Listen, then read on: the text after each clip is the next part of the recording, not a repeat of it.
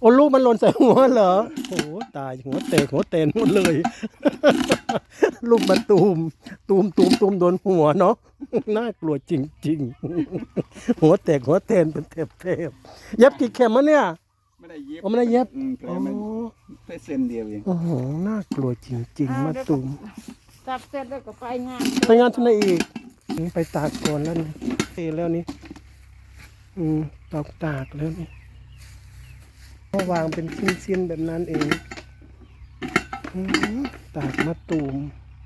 เจริญเจริญ แต่ยางมันเยอะเหมือนกันเนาะ เดี๋ยวเยอะ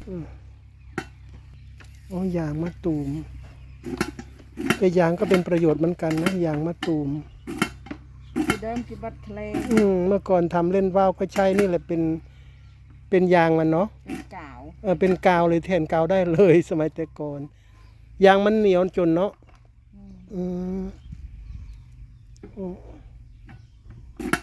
อ้นี่แหละวิธีตากมะตูม